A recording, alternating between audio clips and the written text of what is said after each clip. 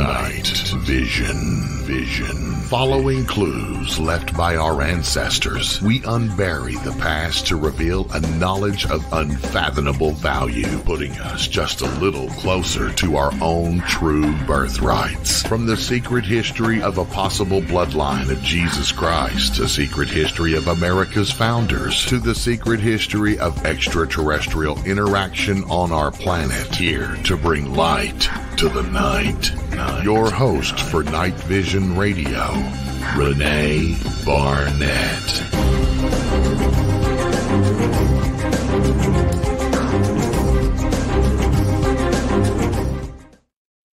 Hey everybody, welcome back to Night Vision. If this is your first time here, I hope you'll enjoy yourself enough to come back again.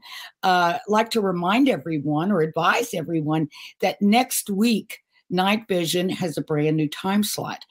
It's not much different. It's only going to be an hour later, which also means we're going to be running an hour later. So we will be airing live every Friday night starting next week from 11 p.m. Eastern time to 1 a.m. So don't miss us and don't get here too early. Actually, if you get here early, you'll have a special treat because I believe Andrea Perrin is starting her new show on KGRA next week. So if you get here a little too early, you're going to get a special surprise because you're going to see Andrea. So you might want to come even earlier. But having said all that, my guest tonight is I'm excited about for couple of reasons, mainly because of his expertise in the fields that we're going to be talking about, but also because he's a pal and also because he is bringing his show to KGRA and it's going to start this Sunday. We're going to talk more about that a little bit later. But anyhow, tonight we're going to be talking about the strange world of true crime and the paranormal, where those two sort of cross over. And I mean, we've all heard even back to the classics of, you know, a murder victim coming back to haunt their killer or to beg for to be found or to have a final resting place. But there are also some crimes that have elements of the paranormal, which we will get into. I have a couple of my favorites. I know I've admitted already on this channel that I am a true crime buff and always have been. And I came by it honestly because my mother was. And, you know, even when I moved away, my mom would send me packages full of, you know, the latest true murders. So I've probably read just about every true murder that there is. Maybe not so much recently, but I have a feeling I'm going to get back into that area a little bit again. But without further delay, I'll invite my guest, Ken DaCosta. And hello, Ken Renee. DaCosta is the co-host, along with George R. Lopez, of Dead Air, which is a fabulous show on a different channel. But from this week forward, they'll be right here on KGRA. So I hope everyone will check them out on Sunday. I know they're going to bring their own crowd over because they've got a lot of fans already. I'm hoping some of those might bleed over, you know, into my show. But, you know, who knows? How are you doing, Chad? Like, come along with us. Come on down. Follow us. It's like, hey, Renee, it's good to see you. Great to be here. Thanks for having me tonight. I think this is going to be interesting, to say the least. Yeah, I do too. You know, one thing that made me think of it, not exactly crime, or I guess there was a possible suspected crime, but recently I connected you with a good friend of mine in England who is a popular radio show host there, Mike Perry. Yeah. And he actually called me to ask if I'd be interested in coming on his show to talk about the Cecil Hotel, the infamous Cecil Hotel. Yeah, there are a lot of crimes there. And, you know, then there's, of course, that unfortunate story about the young girl, Elisa Lam, which I don't believe was a crime. I'm going to ask you more about that later. But I said, wait a minute, you don't want me, Michael. You want Ken DaCosta. So fortunately, you were gracious enough to accept his kind invitation.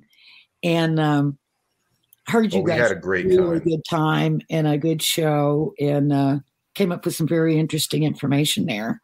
Yeah, so that's kind of what made me, when I knew I was going to have you on, because as soon as I heard you were coming over, I was like, oh my God, we got to do a show just before he starts his show and sort of preview what he's going to be doing. And we got a lot of fun stuff we can talk about, because I know you're definitely knowledgeable in the areas of the paranormal, crime, and paranormal, running the gamut, not just ghosts, but all paranormal. Just to be clear, I'm involved in one of those, the paranormal. Yes. Not that involved in crime right now. So no, let's not start any rumors. Hopefully, you are not involved at all in crime, as far as you know. Otherwise, you'd be doing your show on KGRA from your prison cell, and we just couldn't have that. No bad Wi-Fi there. Yeah, no Wi-Fi at all. No.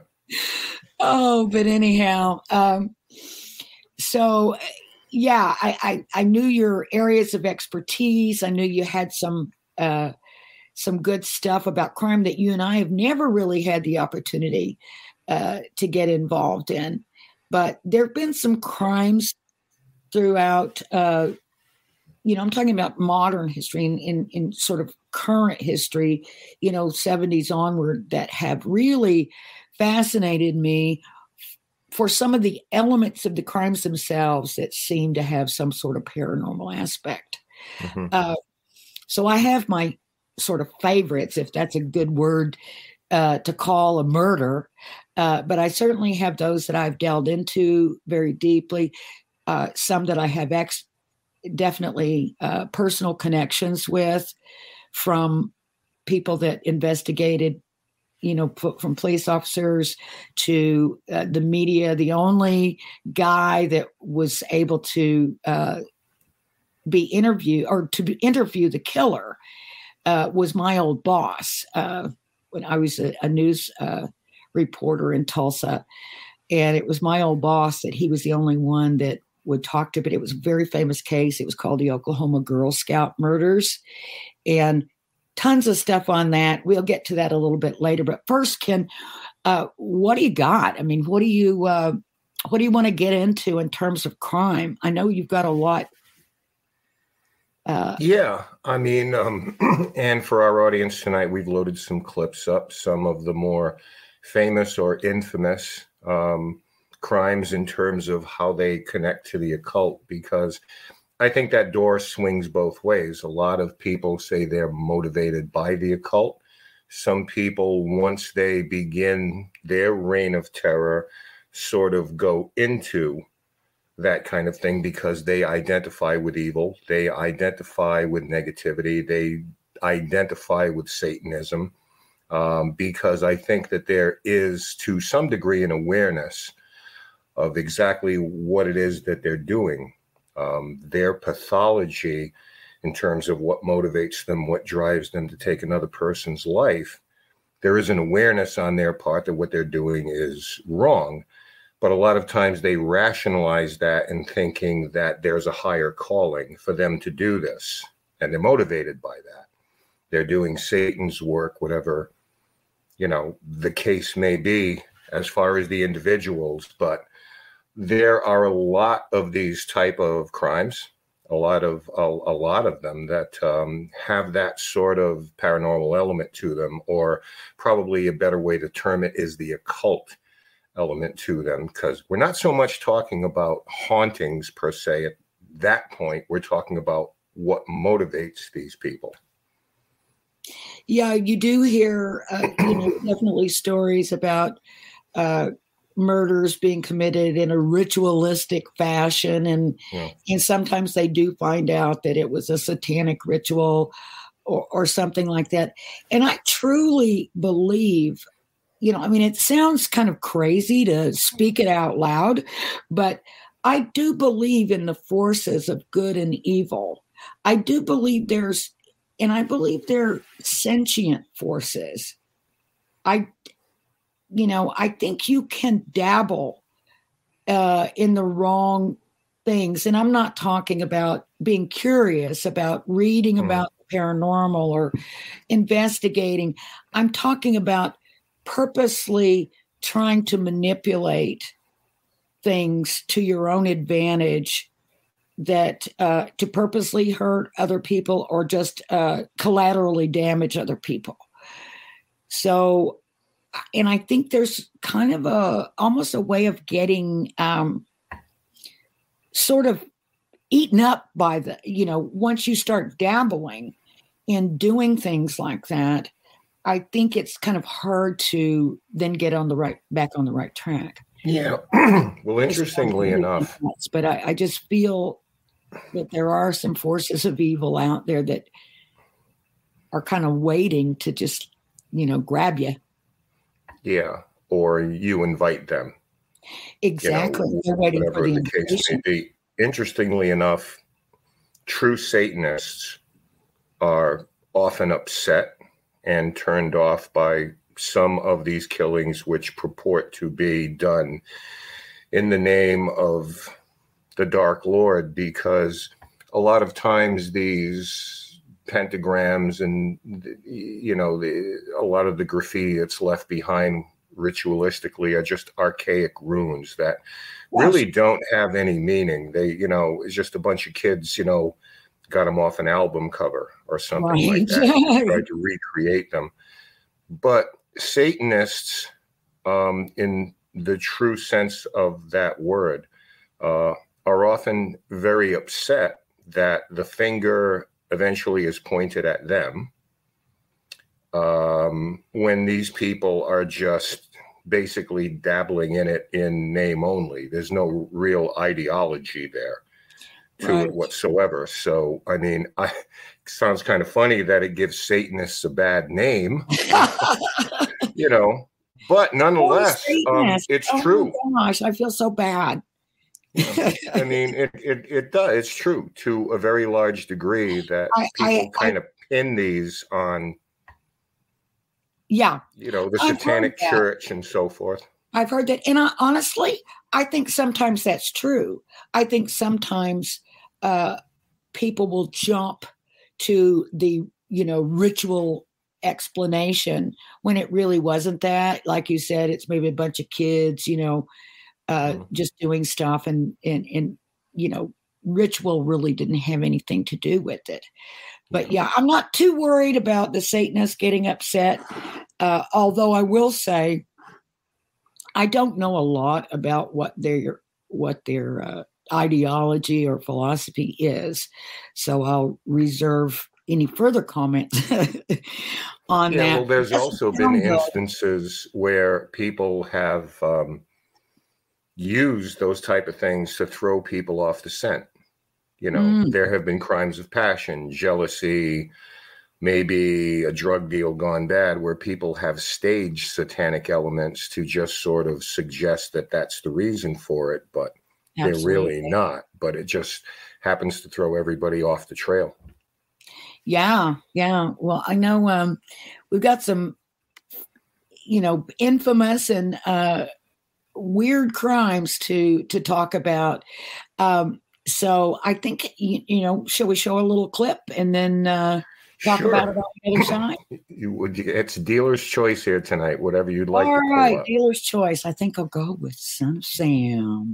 David Richard Berkowitz, also known as the Son of Sam and 44 caliber killer, is an American serial killer who pleaded guilty to 8 shootings that began in New York City on July 29, 1976.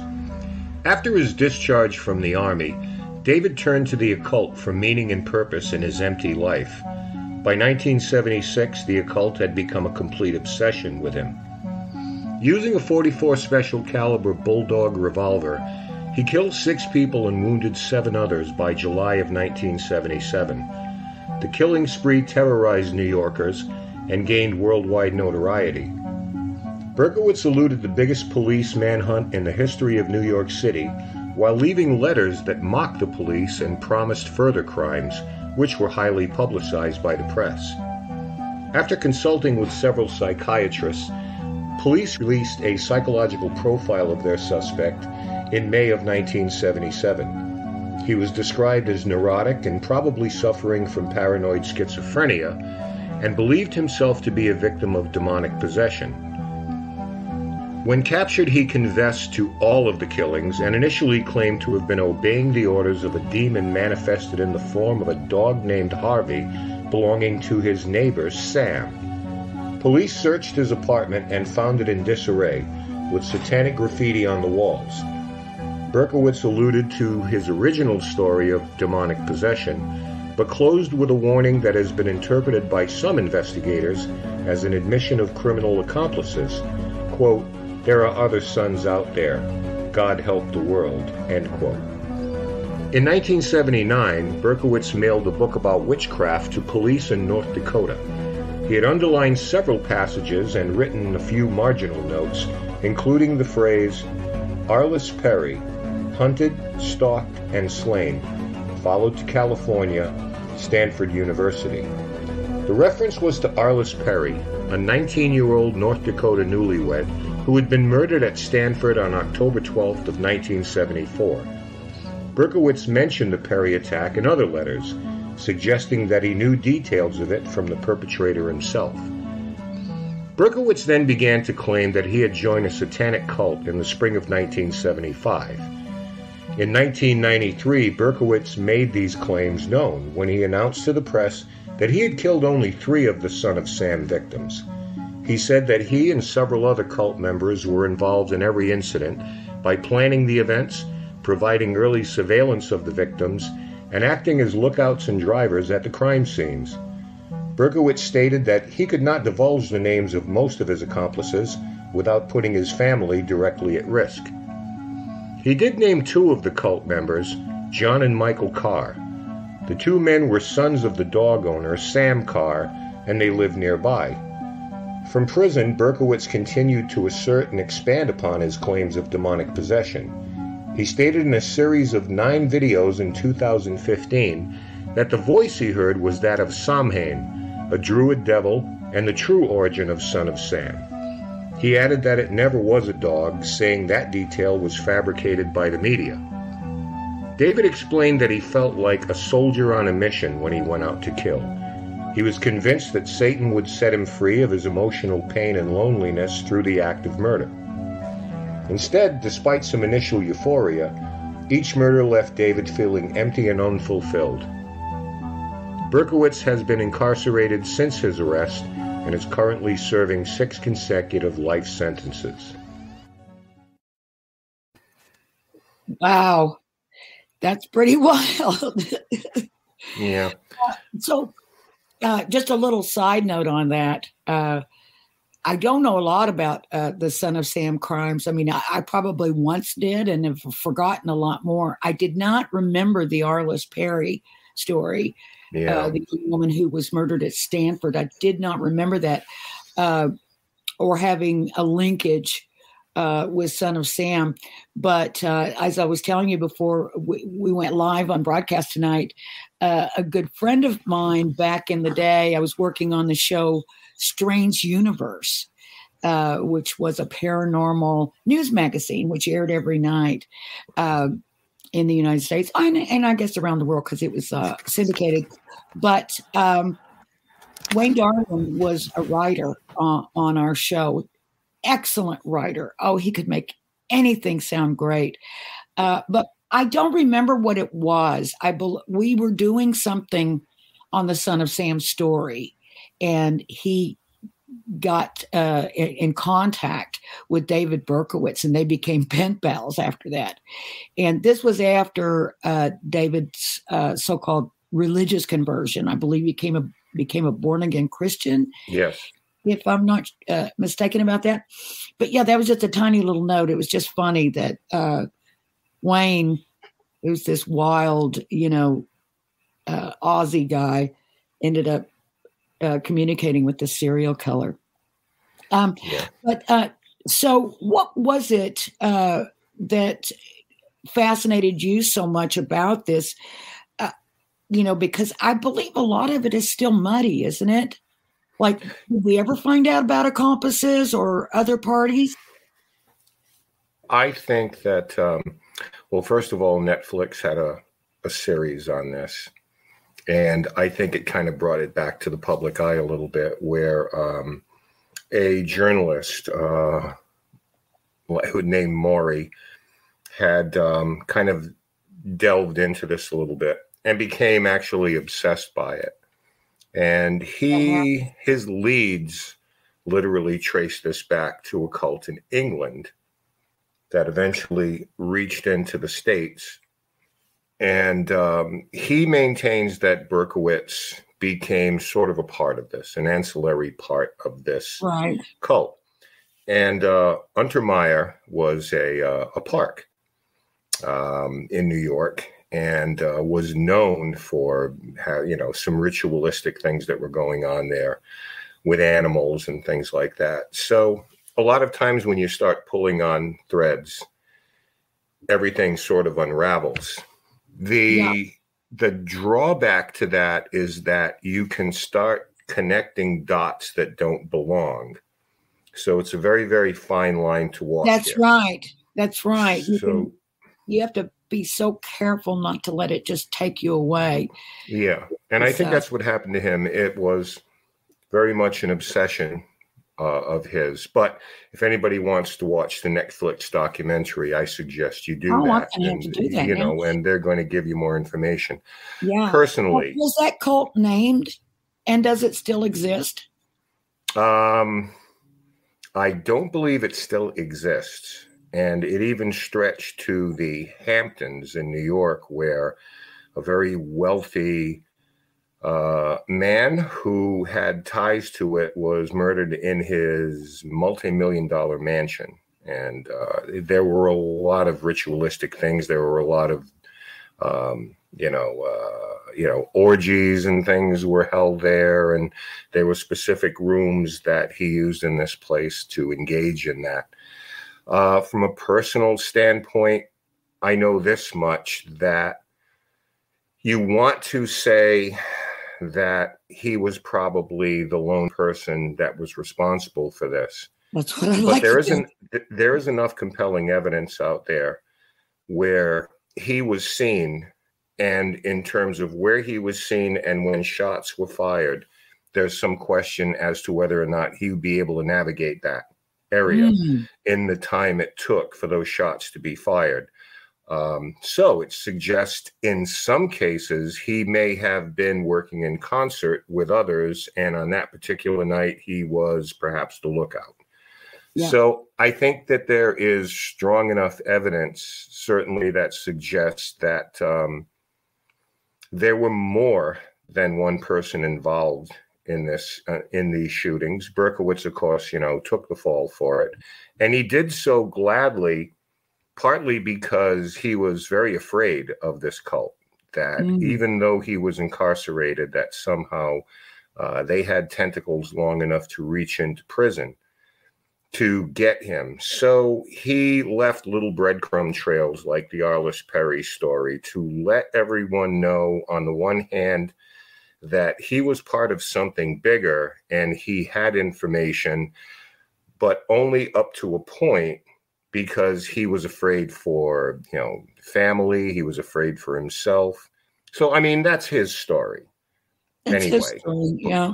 But from a pragmatic standpoint, I see no reason to just dismiss the idea that this wasn't part of a bigger network. And it could have been just a group in New York. He mentioned those two brothers that were just, went down that rabbit hole and decided to go off and do this on their own. Wow. Yeah. Now, I wonder, so in that Netflix documentary, I'm assuming that they might have gone and interviewed him recently? Actually, no. Was it all just about the crimes? Yeah. I wonder now, what his attitude would be. I wonder if he, of course, you would never know if his story changes, which it has done a few times. First he said it was the dog, then he said it wasn't. I think he's the one that came up with the dog thing. I don't think it was the police. But anyway, if he would talk, I guess unless he gave information that people could follow up on.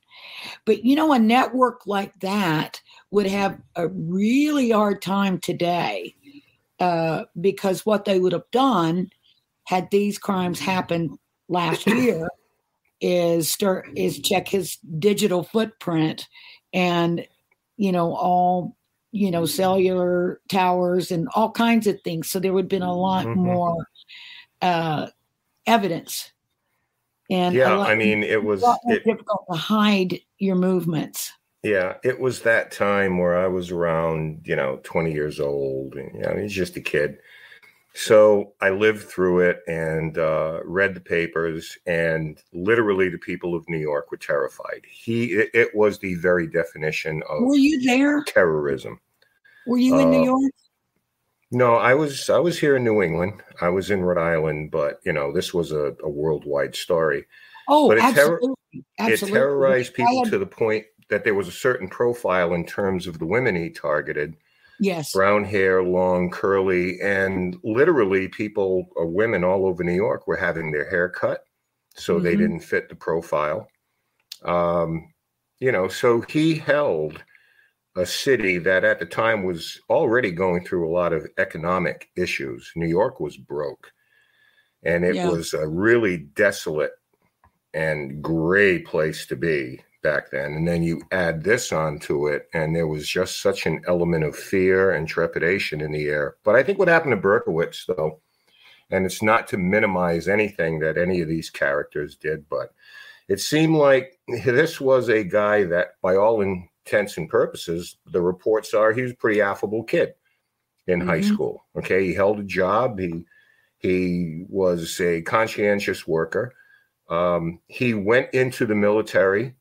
And perhaps there was some episode, something in the military kind of changed him, but this was kind of a lonely kid. And like a lot of them, they're looking to belong to something.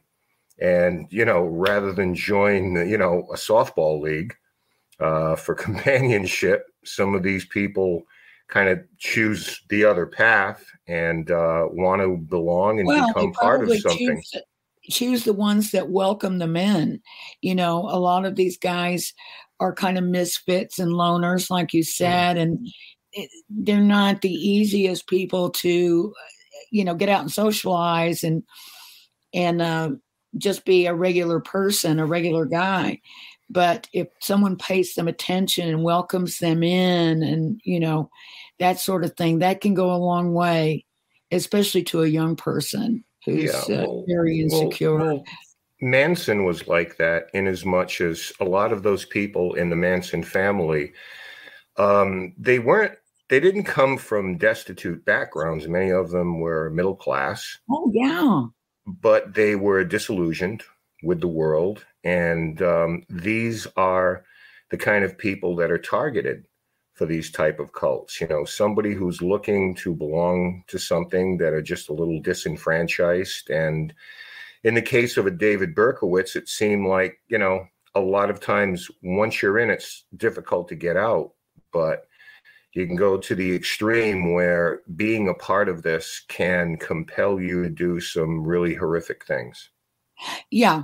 And I mean, that's why it's so important, to teach our children not to bully. And, a lot of these people who end up being, mass killers and things like that are kids that have been outcasts and been bullied and ridiculed and things like that. And it just doesn't bode well. Now, having said that, and I totally agree that, there's probably something in all these killers' backgrounds that somehow led them to what they did. Some people seem to be exceptions. They seem to have quite a normal, home life, supportive family and all that stuff. And still, they go off and do something heinous. But also, I think that, that's sort of cause, but one of the effects that I believe that they enjoy, and I wouldn't doubt David Berkowitz as well, is like you said, he had the whole city of New York hostage. Yeah. What power.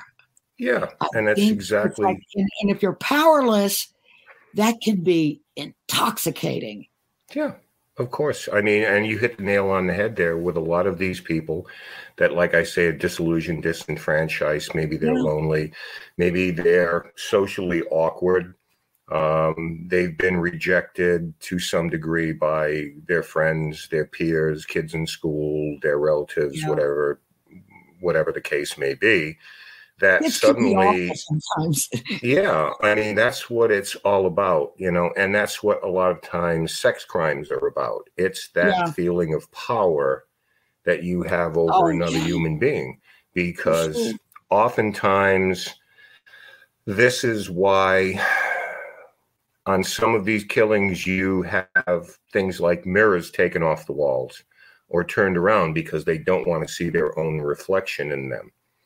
Yeah. But they want someone to beg and plead for their life. And then later on, of course, if we're lucky enough to catch them and they relate the story to us and they start breaking it down, you'll see a very common or a certain common denominators in these things where you are looking for someone to beg for their life.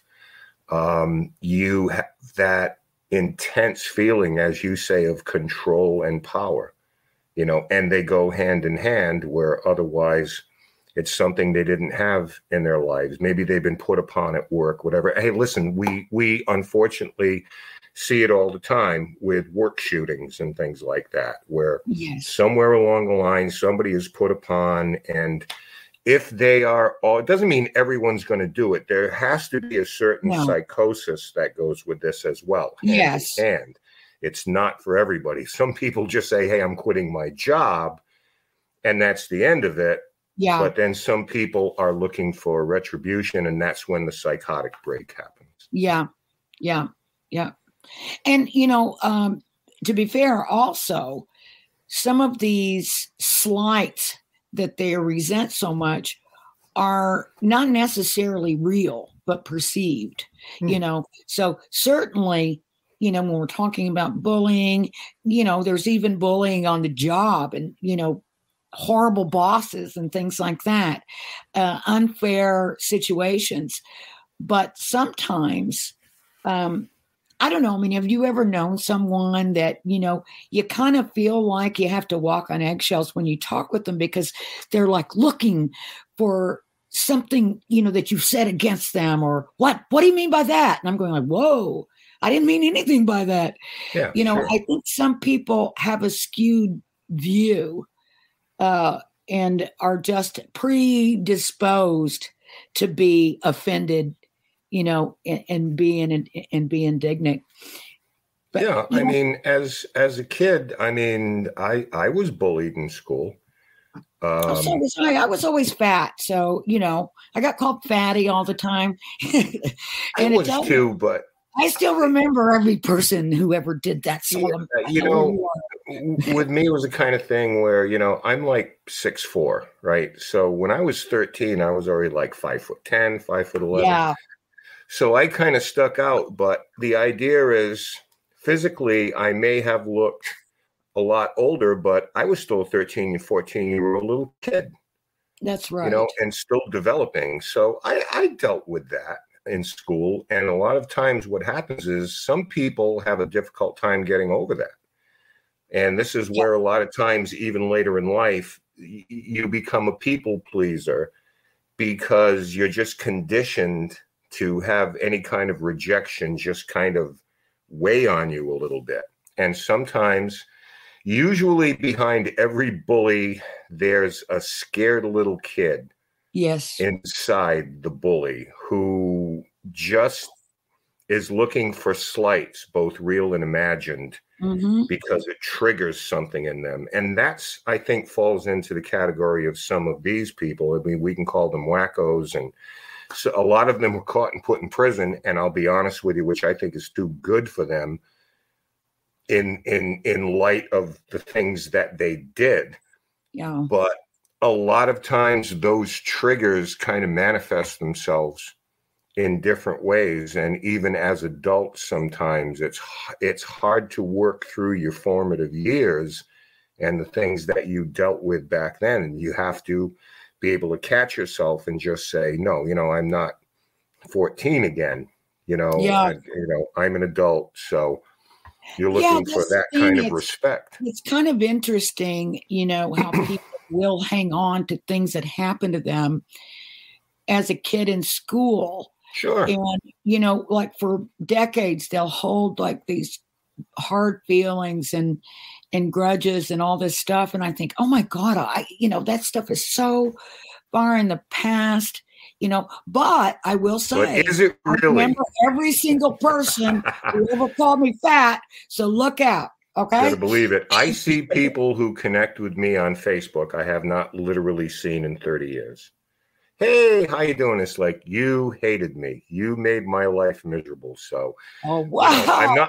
I'm not going to seek revenge, but I just don't want to engage with you, because my thing has always been, I hope that if you had children and grandchildren, they did not treat any other person like grandma or mom treated other people. Yeah. I hope that, you may have learned something for them as far as nurturing these kids, because, their grandmother was a real. As a society about, how well it works out when we treat others terribly. Doesn't work out for us too well. It might be, what some people call fun in the moment, but, it definitely could come back to bite you and everybody else big time. Yeah. But, we're looking for short-term solutions in what could be a long-term problem. Oh, yeah. Yeah. But from that, from Son of Sam on the East Coast, how about if we go to the West Coast out here, my territory, to one of the murders that I was impacted by just because I was a citizen of Los Angeles. Shall we? Night Stalker Richard Ramirez's highly publicized home invasion and murder crime spree terrorized the residents of the greater Los Angeles area and later the residents of the San Francisco Bay Area from June 1984 until August 1985. He used a wide variety of weapons, including handguns, knives, a machete, a tire iron, and a claw hammer. In 1989, Ramirez was convicted of 13 counts of murder, 5 attempted murders, 11 sexual assaults, and 14 burglaries. Ramirez left satanic pentagrams on some victims and forced others to swear allegiance to Lucifer. When arrested, he claimed to be a minion of Satan. At a younger age, Richard was obsessed with sexual images and believed that Jesus would shun him because of his thoughts and feelings, but Satan would embrace him and give him solace, protection, and understanding. Ramirez's fascination with Satan weirdly intensified after attending a Jehovah's Witness Bible study class with friends Eddie Milam and Tom Ramos. Ramirez then visited numerous public libraries, searching for books on the occult and learning all he could about Satanism and black magic. He started reading about Anton LaVey, founder of the Church of Satan, and at some point made the trip to San Francisco to meet LaVey. When I met Richard Ramirez, he was one of the nicest, most polite young men you'd ever want to meet, LaVey told the press, in the wake of the killing. He felt compelled to partake in their rituals, but eventually denounced the cult and began to practice alone. His belief in Satan was a deep-seated belief in the power of Lucifer to protect and empower his disciples. It wasn't until Ramirez left a pentagram written with lipstick on the wall and on the leg of a victim that investigators drew a connection to satanic worship. In subsequent years, he would leave more of these pentagrams behind and would occasionally tell his victims to swear to Satan instead of God to escape death. When he was eventually identified as the Night Stalker, and after being recognized by photos of him placed by police and local papers, he was chased down and caught and beaten by a group of citizens as he tried to escape their pursuit. During subsequent trial delays, Ramirez consciously perfected his image as a bad boy outsider. He played the role of a rock star killer to the hilt, flashing satanic symbols to the courtroom, staring down the prosecution and jury, and constantly praising Satan. Unrepentant for what he had done, in his very first court appearance he famously uttered the words, "Hail Satan." After the prosecution completed their presentation of the gruesome evidence, the jury convicted Ramirez of 13 counts of murder. Sentenced to die in California's gas chamber, Ramirez responded, "Big deal. Death always went with the territory. I'll see you in Disneyland." In the early 1980s... Whoops. See you in Disneyland. See you in Disneyland. Now, didn't he just die? Yes. Yeah. Yeah, cancer, I believe. What a, and I've seen a lot of interviews with, neighbors and family members who grew up with him, and they just said he was just the sweetest and nicest little boy. It's just so crazy.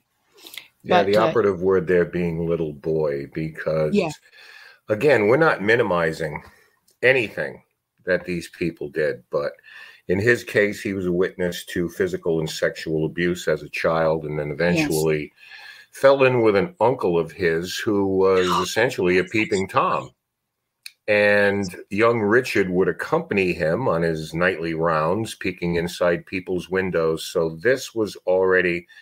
this idea of voyeurism stayed with him. So again, a product of an abusive and the word I'm looking for, I can't think of it right now, but sort of deviant. Weird, odd, deviant, thank you, kind of upbringing. So again, we're not excusing anything, because I think jail was too good for him. I'll tell you why in a bit when we get into it. But again, you're talking about someone who, at a very young age in his formative years, was already turning away, because there was also animal killing. And a lot of times that's how this starts. That's a precursor. Yeah. With a cat, a dog, a bird. And then suddenly that curiosity, that thrill isn't enough. And then it's harming people, and that's not enough. And this type of thing sadly escalates. Yeah. Well, I was here in Los Angeles during the rampage of the Night Stalker, Richard Ramirez. And I remember it really well because it was so hot that summer. And that was a number of years back, and it wasn't as hot, generally here in Los Angeles as it is today. It's gotten a lot warmer since I've been here the last couple of decades, but it was so hot, we had to shut all the windows, and we really didn't have air conditioning that much because we just didn't need it. But oh my gosh, I can remember, having all the windows in the house. It's just suffocating. And I've got a big box fan propped up at the end of my bed, and it's just blowing hot air. But I wasn't about to leave any. I even bought these things that you screw into the windows, so that they cannot be opened. I had these big sliding windows all around my bedroom. And so I drilled holes in them and put bolts in them so that you couldn't move them. But one day, when I went to work, I was in the corporate world at that time in another lifetime. My secretary, Rachel, came in, and they had an encounter with the Night Stalker at their home. There was her husband.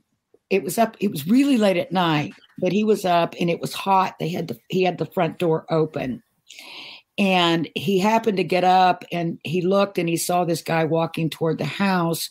But as soon as the guy saw him up and alert, he went the other way. He went to the house that was across the street, which was like this big Victorian mansion. And it was full of Los Angeles firefighters. It was, there was like, I don't know how many bedrooms, but, they were sharing that space. And I know one of them, he walked into the house and one of them started chasing him down the street, and the fireman was just in his underwear. But he ended up murdering 2 women about 2 doors down from my friend Rachel. 2 sisters, correct? 2 elderly 2 women. Sisters, older sisters, and living alone. And that was in Monrovia, California. And we just couldn't believe that, out of all the millions of homes, it struck that close, and that's how everyone felt, of course, is that, he could be anywhere, and he felt like he was almost omnipresent. It's like you didn't dare take a chance, because that just might be the time that the Night Stalker is outside your house. Yeah. But again, the cool thing was when he got captured by the neighborhood, That's the way it should always end. Yeah. With the neighbors chasing him and beating him with a fence post. Yeah. And actually, a pregnant lady's Mustang, and she yelled, and her husband ran out with a pipe, and then the neighbors all started coming out, and they chased him. They beat the poop out of him. When the cops showed up, he actually ran to the cruiser for safety. Get me out of here. Right. So, in a case like this with Richard Ramirez, again, someone's searching for something, and they said at a prayer meeting, is something kicked in on him and affected him. But when the Church of Satan actually rejects you for being too crazy for them, you know that there's a problem there. When he actually met with Anton LaVey, and who said, he seemed to be a nice kid, but it wasn't enough for him, because he was looking for chaos. He was a perpetrator of chaos. It didn't come to him. He took more of a motivation to create chaos. And in his case, you can call it cowardice if you want to. I understand that you're going to pick on the most vulnerable. And usually that was elderly women or people in bed that were in a vulnerable state who couldn't fight back. You saw what happened when people were able to, whether it's the firemen chasing them or a group of neighbors that were like, we're just going to beat you to death here. But a lot of times they'll pick on the most vulnerable, whether they be women, elderly women, children, people in bed, people in a vulnerable state, because it's easier to perpetrate these crimes. There was sexual assault involved in a lot of his attacks because of his issues with women and how he felt about women. So another way to express his aggression, Yeah. So you can say that he was influenced by evil forces.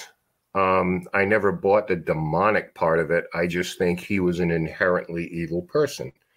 Now, we can talk about his upbringing and all the rest of that and rationalize that. And we're not trying to do that. We're not trying to rationalize anything that this monster did. But you can clearly see that he considered himself an agent of evil. He was carrying out in his own mind what evil satanic forces would expect of him, thinking that there was something coming back to him. He would somehow be protected. And he was somehow doing this in the name of a higher power. Yeah. And unfortunately, he was able to do so, until he was caught and wreak a lot of havoc and tragedy and some heinous acts until that time happened.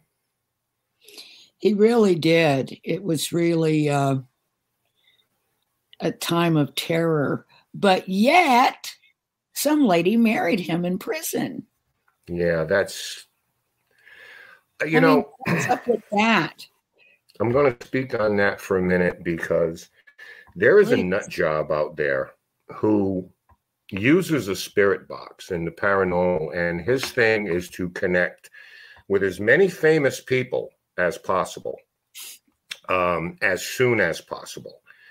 And, it's okay to call him soulless or an opportunist, but, you're taking advantage of grief and you're appropriating the attention that's put on these people and directing it at yourself. Yeah.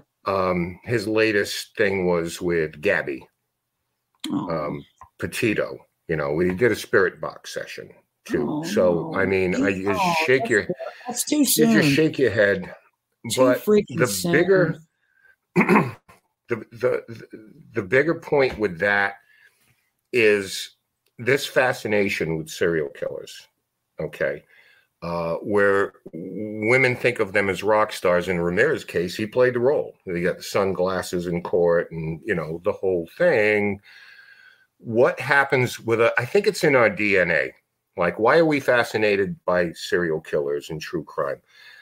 I think that as human beings, we are predisposed to find answers to something we don't understand. We're hardwired that way. We like to label and categorize things and put everything in order so we can understand it, and this is like the paranormal is no different. You see something you've never seen before, and just like in medieval times, immediately you deem it to be supernatural. Yes. Because you've never seen it before, because we're so arrogant. We think we know everything. Science has cataloged everything. So you see something you don't understand and immediately you say it's supernatural. And even that is an explanation, and you're satisfied with that. Well, it's supernatural. It's paranormal. Aha, our work here is done. We figured it out. With serial killers, we have this innate sense in us to try to make sense out of chaos. We are fascinated with trying to find an explanation for something that's inexplicable. Like, why do these people commit these acts? We can't fathom it. So I think innately it fascinates us. And with some women who marry these guys in prison, you see female prison guards run away with them and they're writing them love letters. I think it's part of that idea that you're trying to humanize people. And you see it all the time when there's a victim of a crime and they call that victim by their first name all the time. And you assign a name because it humanizes them, makes them more human. Yeah. And I think what happens when these people get that kind of attention that serial killers get, and it's a slippery slope because you don't want to give them attention, but by the same token, you got to let people know what's going on in the world. So it's a double-edged sword there. So I think people just become enamored with the idea of a celebrity.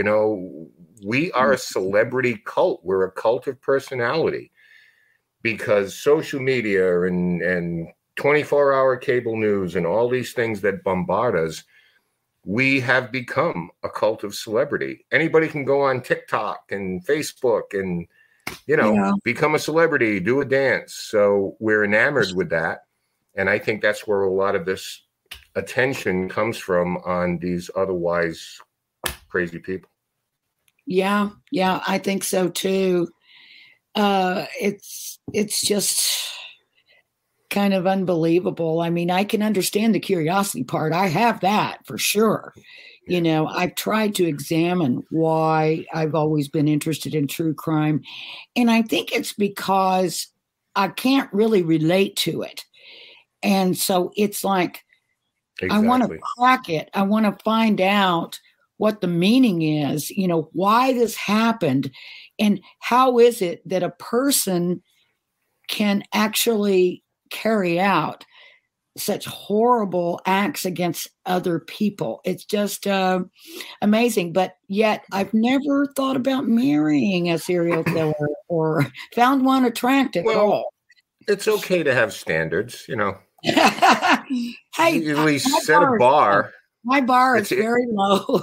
Yeah. I mean, you know, here's the bar in terms of relationships. Don't marry a serial killer. Everything else beyond that, it's gravy. Everything is open. It looks like it's coming right up on time for our break. And so I hope you guys will stay with us. We'll be back in about 3 minutes with more of Ken DaCosta.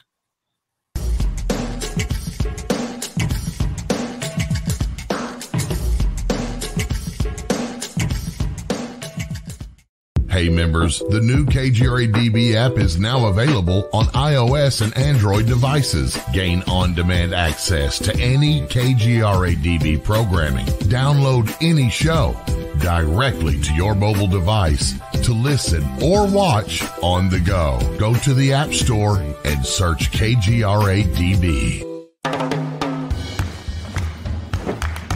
I don't want to talk about it.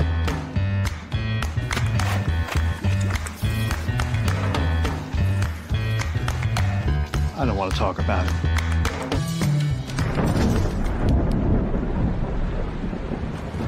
Families don't have to talk about everything, but they should talk about how to plan for an emergency. Get tips and resources to make your family's emergency plan. Welcome to the new KGRA digital broadcasting website, thekgradb.com. Here you'll find great new content, including the KGRA Classics, great shows from our archives. You'll be able to see the show times and information so you can see what show is currently on air. The on-air live button. So just go to this section and you'll be able to hear the show live with exceptional sound quality. We also have the Vault section. Make sure to subscribe to get access to great content and special features. We have the make content for our latest news and events, so make sure to sign up and you can be part of our forum. So make sure to check out the new KGRA digital broadcasting website, thekgradb.com. We look forward to seeing you there, and we hope that you enjoy the new website.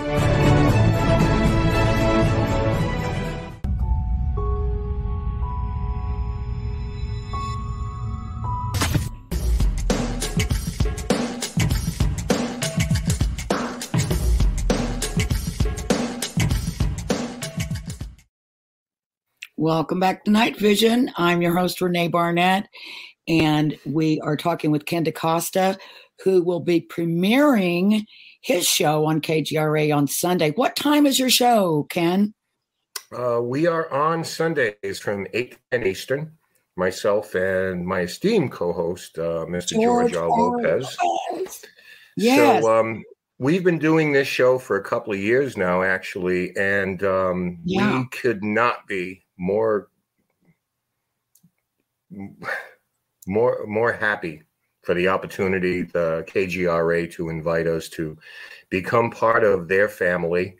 So many people we already know, many of whom we've hosted on our show as guests. So with our show, we're going to cover topics and have guests on in regards to all facets of the paranormal, whether that's UFO phenomena, cryptids, the occult, ghosts and hauntings. So we're going to cover all of those subjects and give people an opportunity to meet the people, the actual person behind, whatever paranormal celebrity or prominent person in the field we have on, get you a little bit about them. And we're going to do it with some humor. That's always been the hallmark of what we do. We like to have a good time. We're sort of like always wanted to be the people that you'd invite into your house to have coffee or a couple of drinks and have some laughs with. So a lot of the subject matter is serious, but we hope to be entertaining and engaging and make you laugh and make you think. And so we're looking forward to that opportunity. So 8 to 10. Saturday, Sunday, Eastern, right here on KGRA, Dead Air. Come check us out. Ooh, I'm excited. It's, when I knew it was a sure thing, I got very excited. The phone lines and the text messages were buzzing back and forth among several of us over here at KGRA. So we were all really excited and happy, and very much looking forward to working with you on KGRA. I want to say, before we continue, a special shout out to Jackie, who's in chat, who is a longtime listener of Dead Air. And Jackie is just, always giving us a lot of support. And, she knows we're crazy. Yes. And so do I. So that's what I'm looking forward to. You are serious researchers who don't take yourselves too seriously, which is always a good thing. Thank God for that. Oh boy. Yeah. I think laughter is always the best medicine, and got to have a little humor or else life's just not worth living. But yeah, anyhow, I think that we can, paranormal investigating it, researching it. I mean, I've done with my team Rise Up Paranormal. We're in that 1,000 case range right now over the years, and a lot of times the best approach is to come in with a well-timed and appropriate joke to everybody, to sit down and be the calmest person in the room, because if they see you're not freaking out, they'll go, well, maybe I shouldn't freak out either. So hopefully we bring a little bit of that to the show, where it's just kind of like, we're going to talk, we're going to think, we want your input, but we're going to have a good time doing it. Yeah. So, so far, we've talked about cases where all the killers are men, which I guess is probably more common. I guess that's just the way it is. Yeah, I mean, there are some exceptions of course to that rule. There always is. But for the most part, men perpetrate these crimes going back so forth. But, actually, a couple of weeks ago, we had on Debbie Felton, who's a professor at University of Massachusetts. And she is, a classicist. And she wrote a book on serial killers in ancient Greece and Rome. And there were some women in there. Most of the women were poisoners. Yeah, they're more creative, I think, sneaky. Because, yeah. But did you have Eileen Wuornos notwithstanding. Oh, yeah. But, yeah. Oh, poor baby. She was a mess. Yeah. But now, was one of the cases that you're sharing with us tonight, is that a woman? Leonarda? Yeah, Leonarda. Leonarda Cianciulli, yeah. I don't know about, I'm going to try that last She name. is a woman from the small town of Correggio, Italy, by the name of Leonardo Cianciulli, was told by a teller that all of her children were going to die before her. Leonarda was a well-liked shopkeeper in her town, but this dark premonition would lead her down a dark path. To Leonarda, this portent of disaster seemed reasonable, as she had married a clerk named Raphael Pansardi, to whom she had borne 4 children, but had actually been pregnant 17 times, with 3 of these resulting in miscarriages and the others dying during childhood. Leonarda had become convinced that her mother had cursed her for marrying her husband without her consent. The superstitious Cianciulli began to believe that her remaining children's lives were in mortal danger, especially son Giuseppe, who had just shipped off to fight in the Italian army at the beginning of World War II. As she became consumed by what she believed to be the forthcoming deaths of her 4 surviving children, Leonarda somehow determined that the only way to save them was to perform blood sacrifices to appease the dark forces engulfing her and her family. In 1939, she concocted a diabolical plan to lure a single friend and customer named Faustina Seti to her shop by telling her that she had found her a potential husband. When Seti arrived, Leonarda ambushed her and killed her with an axe, and stole whatever money her victim had on her. With her first blood sacrifice completed, Leonarda disposed of the body by boiling it into candles and cakes. She also dumped the sludge into a septic tank, then made tea cakes with the coagulated blood. Most of the tea cakes, she later claimed, she fed to visitors, but she admitted that both she and Giuseppe ate some as well. Another friend named Francesca Soavi was her next victim. Francesca was lured into the shop believing a job awaited her there, but Leonarda drugged and killed her, dismembered her corpse, and, like Raphael, made it into candles and cakes after robbing her. Cianciulli's third and final victim was Virginia Cacioppo, a former soprano said to have sung at La Scala. Cianciulli claimed to have found work as the secretary for a mysterious impresario in Florence, and as with the other two women, she was instructed not to tell a single person where she was going. Cacioppo agreed, and on September 30th of 1940, she met her fate as the others did. However, unlike the first two victims, Cacioppo's body was melted to make soap. Leonarda claimed that her flesh was so white and fat that it made a lovely creamy soap. With both victims, Cianciulli continued to make her tea cakes with her blood.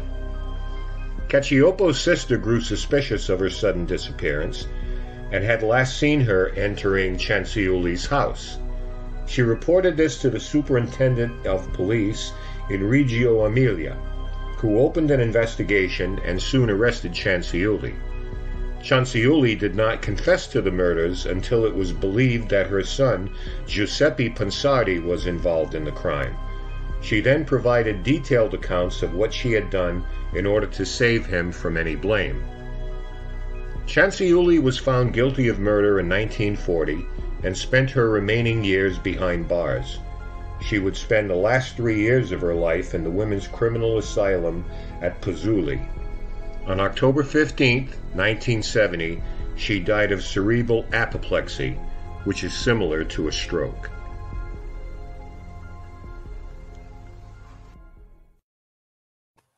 Oh, gosh.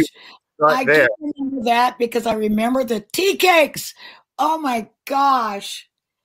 I have seen that one before on a documentary on YouTube. Yeah. Oh, my goodness. This was actually made into a Broadway play. That's crazy. And a documentary and a short film in Italian. And books have been written on it. So a lot of people might not be aware of this woman, but it shows you that serial killing is just not unique to the United States. But again, that is... She didn't fool around with the poison. She went right with the axe. I mean, she was creative, to say the least.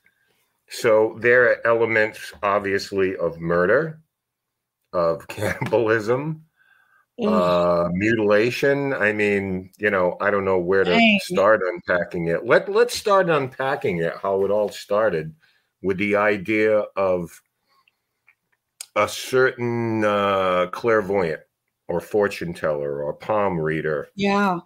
And so obviously she was immersed in this type of thing. And we read about it all the time, right? Where someone is taken for tens of thousands of dollars or hundreds of thousands of dollars by a fake psychic who says you need to do A, B, and C to avoid, some type of tragedy in your life. Yeah. And people get so immersed in it that they won't make a move without consulting the psychic.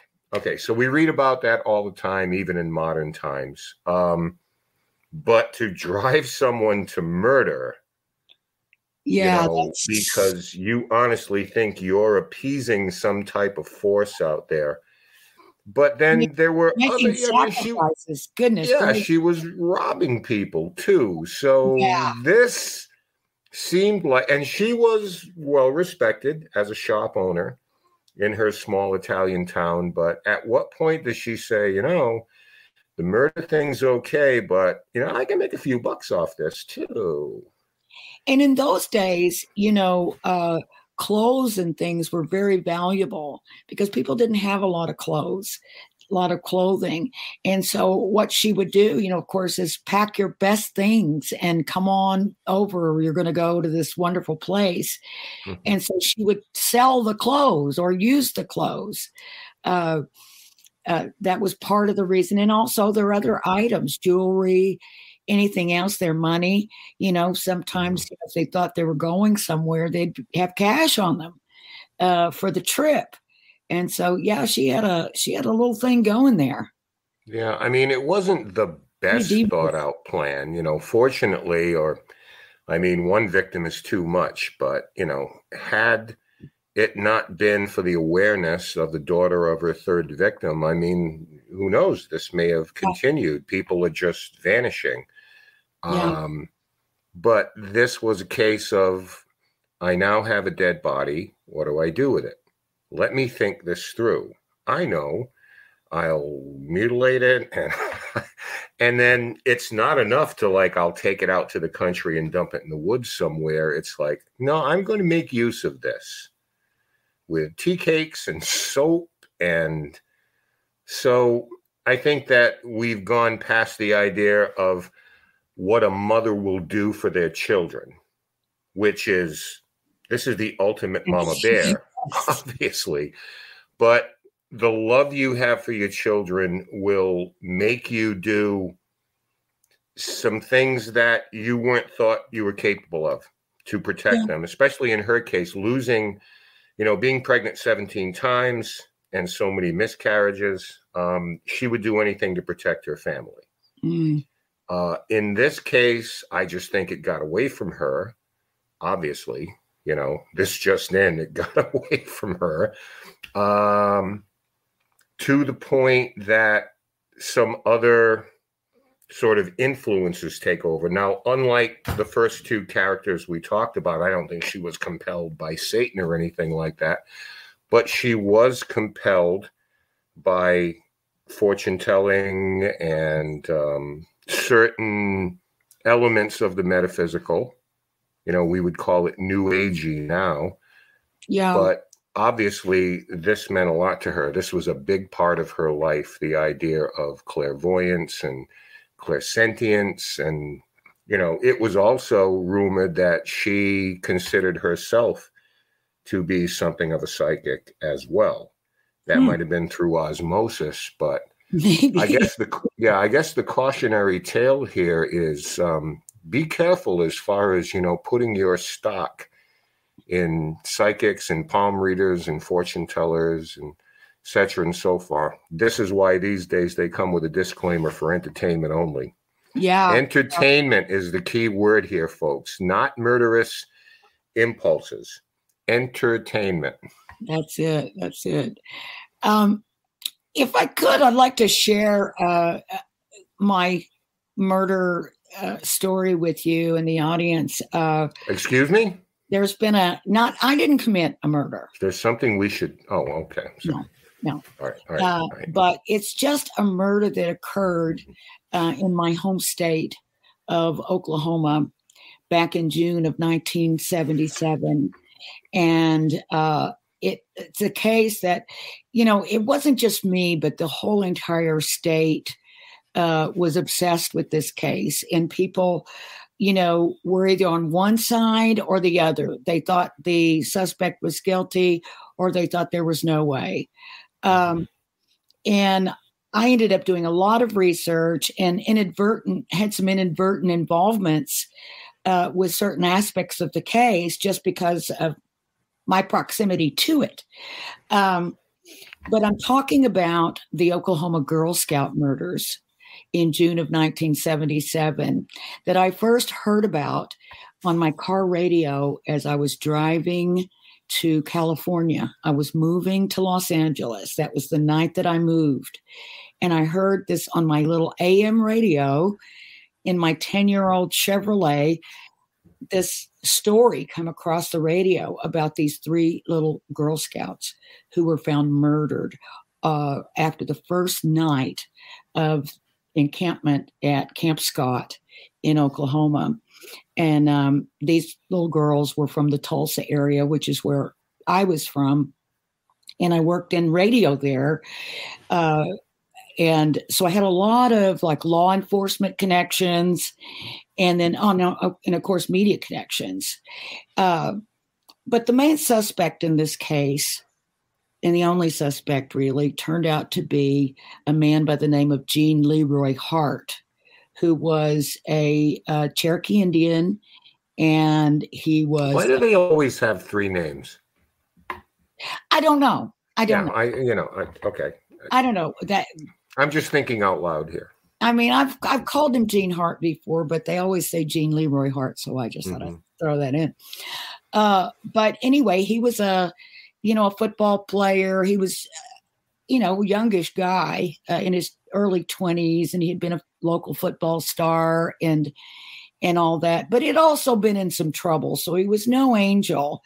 In fact, at the time of these murders, he was an escaped prisoner, and he had been convicted of rape of 2 young pregnant women, and they managed, thank God, to escape from him. So, but then he escaped from prison, and so they were on the lookout for him at that time.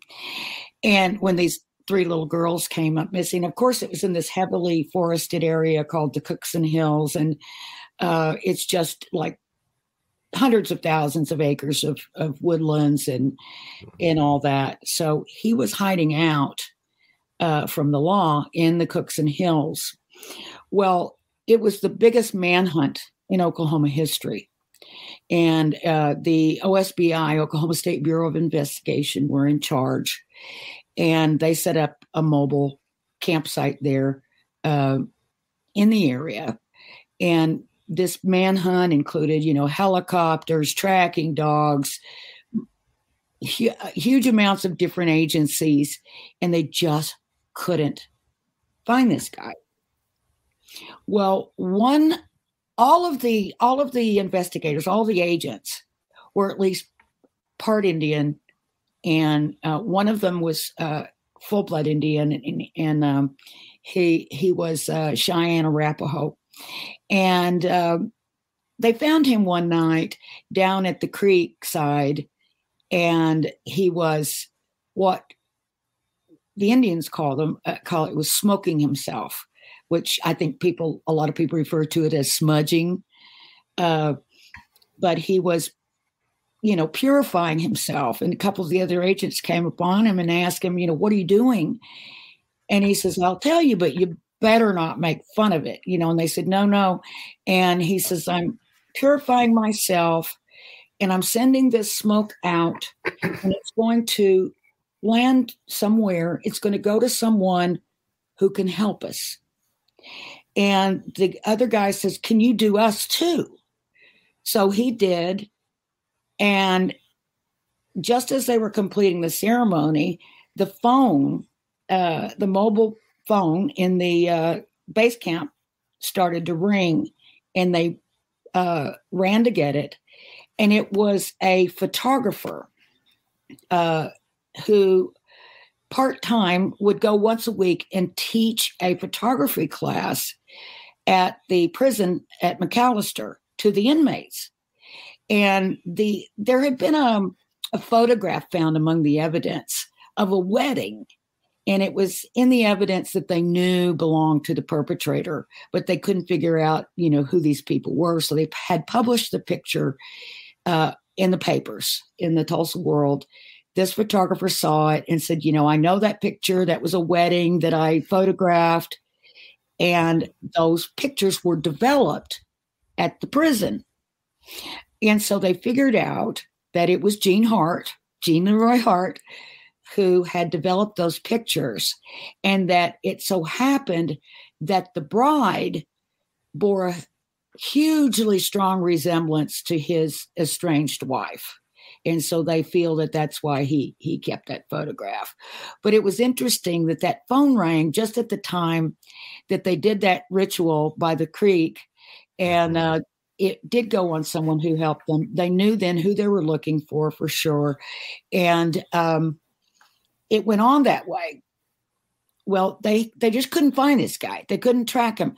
But yet he was turning up at local, like the stomp dances. I don't know if people are familiar with those, but around Oklahoma, that is actually in some tribes a form of worship, is doing the stomp dance. And they'll have these stomp dances where they'll gather, and they'll usually be like deep in the woods somewhere or something. But he would be showing up at stomp dances. Obviously people were helping him. But for some reason, the police just couldn't track him. So the agents decided that they would go, and they also were told, he's using magic. So they went and visited their own medicine man, and he said, this killer is being helped by a powerful medicine man. And the agent said, well, wait a minute. I thought that you could not use the medicine man's power for evil purposes. And their medicine man said, well, you can if the medicine man believes you. If he doesn't know it's evil, his powers will work. And so he gave the agents these little medicine bags to wear around their necks. And he said, when you come upon him, split off. And if you get in between you, he won't be able to see you. You'll be invisible. So they actually, wore these medicine bags and everything. They had some very weird experiences out in the woods with different animals. And it was later said that Gene Hart was a shapeshifter. And he was a member of the Katua band of Cherokee Indians, which are known as the original people, because they still practice the original ways. The Cherokee Nation is pretty westernized, pretty modernized, and, all that. But the Katua band are the ones that still, sort of practiced a lot of the mystical practice. The fundamentalists. Right. Kind of, yeah. And so it was said that Gene Hart was able to turn himself into a bird or an animal. And they had several weird situations like that. The tracking dogs that were brought from Pennsylvania, because they were so good and accurate, one of them just dropped dead on the spot. No explanation, and the remaining ones tracked him. They got a scent, and they were running, and then they got to a middle of a field, and they just stopped and started going around in circles, and that of course fed the idea that Gene Hart was able to become a bird and just go up into the air. But the trial itself was very weird. They did finally catch him, and that was a whole story in itself. It's just too much to go into. But the trial, there were reports in the newspapers, and those, and people that I knew that actually attended the trial,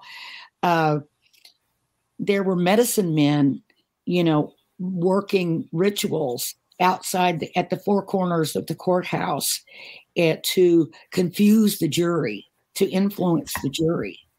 And they had an unbelievable amount of physical evidence against Gene Hart. He had items from the little girls, that he had stolen from their tents when he abducted them. It was just a plethora of evidence that they had against him, but he was acquitted. And on that day, I think there was something like 36 agents on the OSBI. 32 of them quit because they said, this is crazy. Because of the acquittal. Because of the acquittal. And of course, the parents of the little girls, were just devastated. But that's not the end of the story either. So Gene Hart was acquitted, but he still had to go back to prison because it still had that other charge for those two other young women. And so and this is key. The medicine man for the agents told them, yes, you can use the medicine man's power for evil purposes if he believes you. But if you deceive the medicine man, you'll die. So right after Gene Hart was sent back to McAllister State Prison, one day he was jogging around the yard there at the prison, just getting some exercise, and he just dropped to the ground and his heart just stopped. He was 25 years old and a perfect physical specimen. There was no explanation why he would just die. So that's the kind of end of the story, but it's not the end of the controversy. There are still people that feel he was innocent and try to come up with some other theories. I, of course, believed it. He was guilty. I later became good friends with the agents and visited one of them, a guy by the name of Mike Wilkerson. He and his brother, who later became a state senator there, were a couple of the lead agents there. And Mike Wilkerson was one that quit that day, and he became a documentary producer. And he produced a great documentary on this. It's old now, but it's still good. It's called Someone Cry for the Children. And he and his brother also wrote a book by that same title about the crime. So I got a chance to go to his office and go through all the stuff. He showed me the medicine bag, which he still carries with him all the time, all the newspaper clippings. He shared some inside information that they never made public because it would harm, people. And but it was really interesting, and I've always wanted to see a movie made from it, but never got the chance to do it. But anyhow, it was my only question for that was that, is there any kind of insight into why these shamans outside the courtroom were in a spiritual sense aiding and abetting him? Because they believed him. Okay. They did not think that, listen, to the Cherokee, as in many cultures, children are just sacred. And they could not accept that one of their own would have committed these horrible crimes on little girls. So it was something they couldn't accept. That's it. I'm chuckling because there's a correlation between that and the Lizzie Borden acquittal. Well, yeah. Because a jury could not believe in 1892 a woman could have committed these acts, even though there was a lot of fingers and a lot of evidence. I mean, I use the term evidence loosely because obviously back then, they were trapping over the crime scene and it was awful. But for the most part, that's what got her off, was the idea that people could not believe a woman could have perpetrated such horrendous or such horrible crimes. I remember there was this one reporter, this girl, this young woman, I should say, at the time. I think she was for one of the papers or something, but she was this total Gene Hart supporter. And she was just, so happy when they acquitted him, and she was just like, I knew he wasn't guilty, blah, blah, blah. And so the agents offered her to ride in the car with him as they took him back to prison. And she sat in the back seat with him. She wouldn't do it. Jeez. They said, you can interview him. No. She wouldn't. Yeah. Why? So I don't know. Sometimes people get on a bandwagon and they just don't get off because they're getting attention in some way, especially if it's sort of a contrarian point of view. Yeah, but there's so many, I find, interesting elements to that story. Native American spirituality, and the idea that there is some preconceived notions being in Oklahoma because of being, such a, Native American presence there. That's it. Still, tribes who, survive till this day and have such influence over the area. 120 tribes there. I think 39 tribes are actually headquartered in Oklahoma. And it wasn't by choice, obviously. They got driven to Oklahoma on the Trail of Tears, basically. So this is not their original lands, most of them, but this is where they are and where they remain. And it was just such an inherent part of our culture growing up. It was strange because we thought we knew a lot about the Native American culture, but it wasn't until I was really grown up and I realized how much was really not shared, not that there's anything wrong with that, because I think a lot of people didn't really understand it and deserve to really know the inner goings on and things like that of the tribal practices and spirituality and everything. Right. Well, it also sounds like the agents had reached that point of desperation that they entertained the idea of doing something a little different. Yeah. In terms of entertaining the idea. It's like, you see it with certain police forces because, you hear it from psychics all the time. I work with the police force. And then if you check on it, they don't know who you are. So, but this not to say that psychics haven't been employed by police forces and just, not in the numbers they would have you believe. But there comes a point where people want resolution. They want closure. You have a grieving family. You have a criminal at large, and you certainly don't want him to do this again. So you can, at times, I guess, step outside your own head and say, listen, let's just try it. We will look into anything. And in this case, whether it was happenstance or whatever the case may be, it seemed to work out in the end, didn't it? Yeah. I mean, there were so many weird aspects about that crime that just seem. Oh, I told you I had some connections to it. The little girls were in tent number 8, which was the tent that was furthest away from the counselors and the closest to the woods. And there were only 3 of them in there, although there were tents of 4. But how these 3 little girls ended up there was that all the kids were allowed to choose their own tent mates. And these 3 little girls didn't know anyone else. And so they were the 3 that were left over. And so they were in tent number 8. In tent number 7 was my sister's best friend's daughter. I mean, that's how close this crime was. And then the 3 little girls, that part just broke my heart for some reason.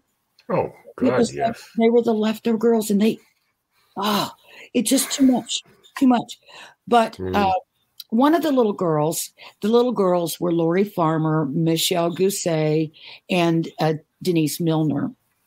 Now, Lori Farmer's dad was a prominent doctor in town, and her mother later started a support group for parents of murdered children.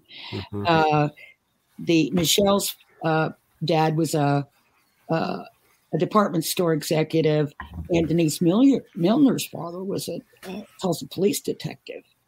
And but Denise's mother said that the day before, and the day of, she begged not to go.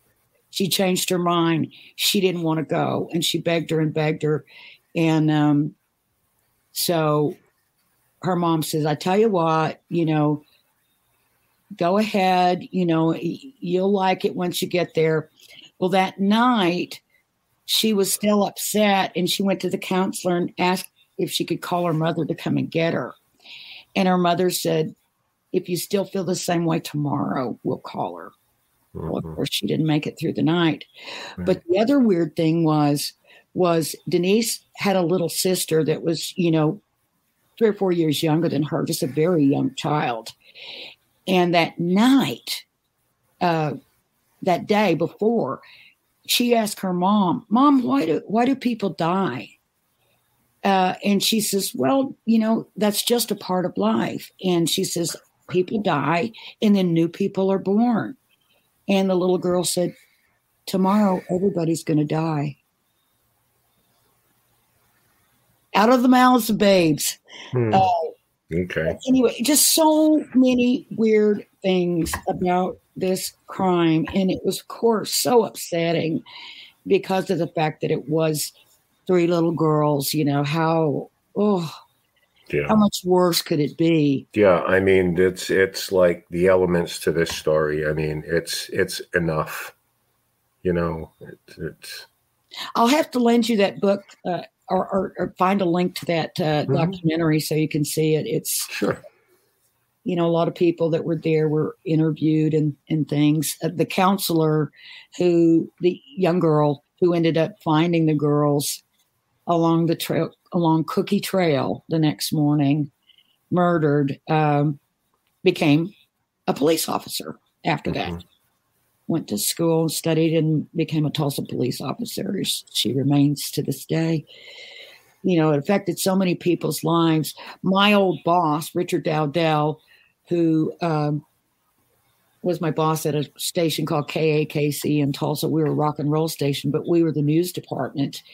And after I was gone and he had already left, he became the one news reporter that Gene Hart would agree to be interviewed by. And tragically, Richard had built such a relationship with these grieving parents.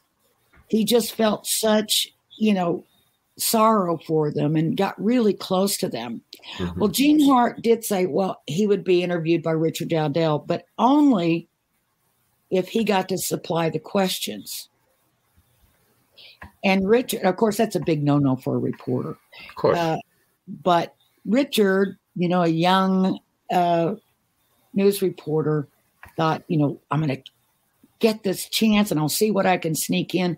Well, the questions were things like, what kind of music do you like? What do you like to read? Oh, I read the classics and I listen to a lot of classical music and, just try to make himself come out smelling like a rose. And after that interview, the parents all really got upset with Richard. And I think it probably haunts him to this day. He feels so badly about it. Yeah, it was, I think probably he should have followed his first impulse. Yeah. And that's just not give this guy any kind of attention. I mean, if you don't, somebody else will. I understand but that. Even to this day, Richard will tell you that was the biggest story of his career. Yeah, I mean, and there's a lot of time since both then. ways, I guess, but it was like the most, and it just went on for so long, and because he was on the loose for a long, long time. It was just a crazy, crazy thing. But yeah, so the paranormal, if you will, came into play with both the perpetrator possibly and the police agents. Yeah, certainly did. Yeah. So, but one of the stories, I'll just tell you real quick and then I'll get off this. I know I'm obsessed, was the 2 brothers, Mike Wilkerson and his brother, and I'm failing on his first name, Dick, Mike and Dick Wilkerson. They decided just to go out and go fishing and sort of camp out and just look like 2 guys, out there hanging out, not like 2 cops. And they decided that they would sit around a campfire and one of them would always stay awake because they knew he was close by. And one of them would stay awake while the other one slept and then vice versa. Well, I guess Dick was taking his break and asleep, and Mike was sitting up by the campfire. And he said he started to nod off, and he was startled awake by this scream. And he opened his eyes, and leaping to his face was this black cat that just leaped on him and then took off. And it was so weird. Of course, everybody wondered whether or not that was Gene Hart, shape-shifting into a cat. But it was interesting that it was a black cat, and, it was like waiting for him just to close his eyes for a second so it could pounce. But it was almost like it didn't want to do anything to them. It just wanted to show them that it was there. Are pumas even a thing in Oklahoma? No. Now, there have been reports of panthers occasionally in the area. And in fact, the name of my high school mascot was the Panthers. Okay. And they're almost like a mystical creature, but I think I want to say in the last couple of years, there's been some information out that they actually found that these cats do exist in the wild there. They don't know whether it was from like animals escaping from a circus and then reproducing. The phenomenon is called alien big cats. And there are large cats, even in England, that don't belong there. So a lot of times they're exotic pets that just get too big and just too much for their owners to take care of. So they just release them into the wild. And then, they'll crossbreed or whatever the case may be, but they're not indigenous to that particular area. So, this happens a lot all over the country. Yeah, they crossbreed, and that's where you get your chupacabras. That's where you get the chupacabras? All right, okay. Because they definitely are a crossbreed of something, if indeed they are real as well. Now, I think we have one more, and I also want to thank you so much, Ken, for putting together these video clips. These are just absolutely amazing. I should have had one for my story, but I didn't. I feel so, embarrassed. No, absolutely not. In fact, Sunday, I should probably tell everybody what's going to happen. We are on our initial show. We've also got some clips that we're going to, incorporate into the show in the second hour. But we are going to be visiting with the possibly two most haunted dolls in the world, Annabelle and Robert the Doll. Robert! Oh, no! Robert is making an appearance on the second half of the show directly from the East Martello Museum in Key West, Florida. Oh my gosh, he's coming in. He's coming in remotely. Caretaker David Sloan. We have an interview with him, and there's also an incredible story about Robert the Doll and Ozzy Osbourne that you're going to have to tune into Sunday night to hear. Oh, and my gosh. It's pretty wild. So in the second half, we'll have Robert in the background during the interview so everybody can see him. And in the first hour, be glued to him because they're going to be looking for any kind of movement. No, we were too. It's like, I know were too. He's staring at that guy. Yeah. In the first hour, we'll have Tony Sparrow, who runs the Warrens Occult Museum in Connecticut. Oh, cool. And he'll be talking about Annabelle. Unsure whether or not he will be broadcasting or live from the museum. That's yet to be determined. But I think that's a great way to kick off our first episode on KGRA. So there'll be that and those kind of things. Yeah, we'll do some wild stuff. Maybe so I just wanted to mention that. We could hook up Annabelle and Robert. Yeah, I don't know. I don't know. I think they would be at odds with each other. It's like Ghostbusters crossing the streams. I'm not taking that chance. Exactly. Well, we have one more video I'd like to look at if everyone's game. So here we go. In the early 1980s, a group of Satan worshippers led by Robin Gecht and his main minions, Edward Spreitzer and brothers Andrew and Thomas Kokorales, routinely met at Gecht's home to perform dark rituals and worship at his satanic chapel, which was adorned with imagery and artifacts related to the devil. On May 23, 1981, the mutilated body of 28-year-old Linda Sutton was found dumped in an abandoned field near Villa Park, Illinois, with one of her breasts completely amputated. A year later, the body of a woman named Lorraine Borowski was found in a cemetery in the same area 5 months after she had disappeared. A third woman named Shuey Mock would be found dead 4 months after vanishing. Then a prostitute named Angel York was found, stabbed, strangled, and barely alive by the Chicago River, with one of her breasts having been cut. She gave a description of her attackers to police, but the details were sketchy at best.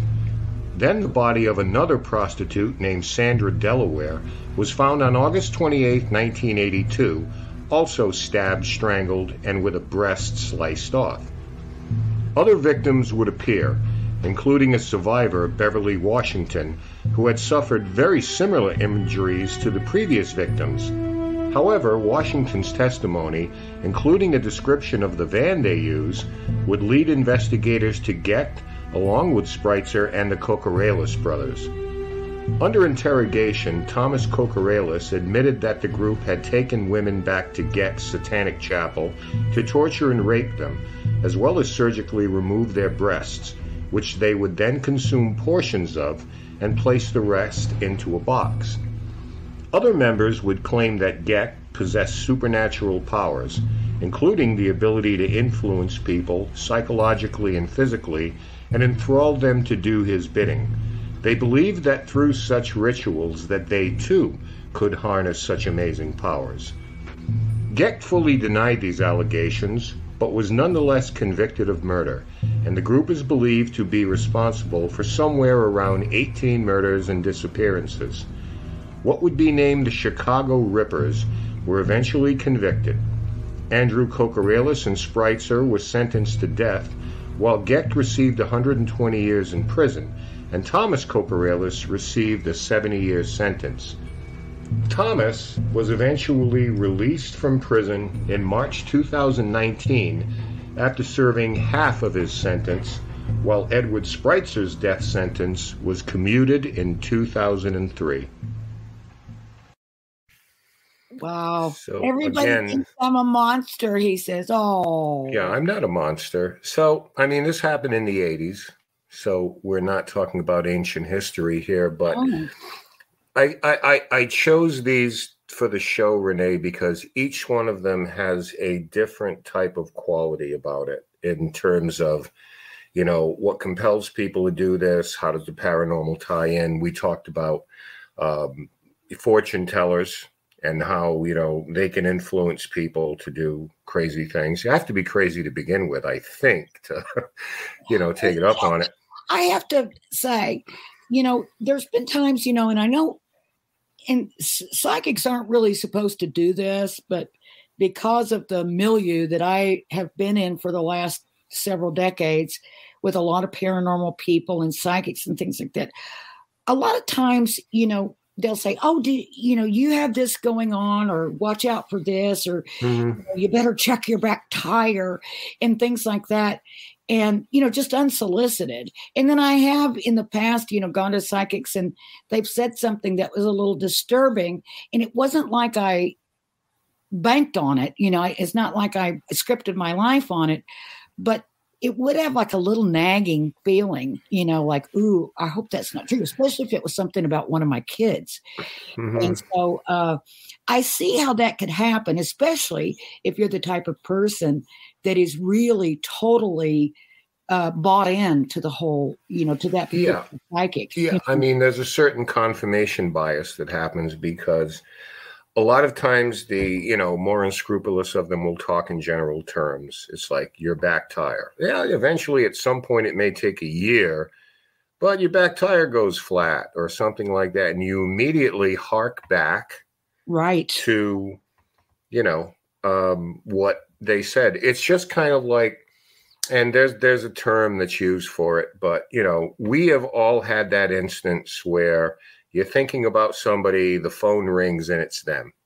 Yeah. Oh, gosh, yes. Okay. So that may happen 4 times a year, you know, but there's a reason, you know, you've had some kind. It's not like very rarely does somebody call you you're thinking of you haven't seen in 25 years, and then the phone rings, it's them. It's usually a close acquaintance. You're just thinking, well, we have to do this and that, and they call. Some people can let that go as happenstance. Other people dwell on it, can't let it go. And those are the people that you hear a lot of times say, oh, it's always happens to me. Well, it happens to everybody. Yeah. You know, but some of us are able to let it go and just say, oh, that's funny. And then you never think about it again. You put it in a box and that's the end of it. But some people can't. Yeah, you might say it's kind of amusing, you know. Yeah. And I don't think of it any deeper than that. To just, you know, circle back on the point of this video. Now we see someone who's like a Manson-like figure. Yes. And that's the other thing that happens. Sometimes there is someone out there that's so charismatic that he can take otherwise normal people, men, women, kids, whatever the case may be, and almost bend their will. Yes. With his, because at one point in the video you saw where it's like, oh, if we do this, then we'll have the power of this guy. Now, I couldn't tell you why 3 other guys from Chicago, blue collar town, would decide that one of them is some kind of, you know, Messiah type figure. I have no idea. I'm sure there's more to the story than that. I mean, you guys were in a bowling league or something, and you know, and then you went from that to this, where we're talking about, you know, sexual assault, cannibalism, and it's just how do you get there from here?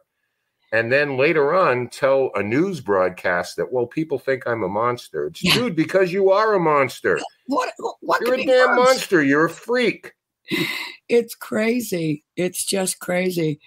But yeah, that whole cult mentality thing is very scary, because you're absolutely right. An absolutely normal, regular person under certain circumstances can get sucked in. I did my paper in college. We don't see that in the world these days, do we? Not at all. I did my paper on cults. I think the name of it was Cults, Seduction and Induction, and who is vulnerable. And that was the question I had to answer. And my conclusion was anyone. Anyone could be vulnerable depending on, you know, the conditions at the time. Sure. You know, and I think people, you know, get caught up and then they get invested. But sir, I mean, I'm just talking about cults. I'm not talking about serial killing cults. So that's another story altogether. Yeah, cults in itself has a very wide definition. Yeah. You know what I mean? We are not necessarily talking about hoods and, you know, and we're not necessarily talking about that. Even religious cults or anything like that. Anything. Yeah. Yep. Anything at all. It's a very, very scary proposition. Be careful. So the message is: be careful. Think for yourself. Please use reason. Reason with yourself. Come on, you were raised better than that. People. Do the research and don't just do it on social media. Do it reliable sources. There are, you know, many reliable sources out there on just about any subject. They do exist. I know, hard to believe, but they do exist. They do. They truly do. Gosh, we're down to almost nothing here. I can't believe it. I think this is the fastest show I've done in a long time. Oh, you're pretty quick tonight. You've manipulated time. How did you do that? It's mind control. That's it. Join us. I'm now a member of the cult of Kenny D. Ooh, that's a dark place to be. You don't want to be there. You know, like sort of hypnotized or something. Yeah, we're talking about your low bars before. That's pretty much it. But this has been a gas. This has been a pleasure. Always, you know, it's good to just see and talk to you anyway. But I appreciate know. you having me on. This has been great. One of our phone conversations, but I want to remind everyone again to look for Dead Air on Sunday. Ken DaCosta and George R. Lopez, they are great. They have a great time. I was just on their show. and I had a ball. I was only going to come on for like half an hour or so, and I ended up staying the whole time. It was a cult. They tried to kick me off, but I I hacked into their system, and they couldn't lose me. So that's it. That's right. That's right. That's right. We're so easy. It's so easy to manipulate. Yeah. Well, gosh, can't wait for Sunday to see you guys. Me too. Do your big launch on KGRA. And, you got to come back on my show sometime. We'll have to think of some kind of special sometime where we'll cover a subject on my show and then continue it on the Sunday. Ooh, a crossover. Yeah, we can do like a ER and Chicago Fire type thing. That's right. We have to decide who gets the cliffhanger, though. We need to one of the shows has to get the cliffhanger. Well, let's see. Oh, I get the cliffhanger because I'm on before you. You're on Friday, right? Yeah. So there will be resolution. We'll bring it on. Well, you know what I mean? You'll get the resolution. It'll be either something really dramatic or it'll end up looking like The Simpsons. Who knows? Yeah. All right, everybody. Thank you so much. Remember, next week we'll be right here, but an hour later at 11 p.m. Eastern time to 1 a.m. So join us again. We're going to be talking about the history of the paranormal with, I think, a focus on UFOs next week. So please join us. Thank you, Ken. Thank you, Bill Day, our wonderful producer and program director. Hey, Bill. Bill! Bill.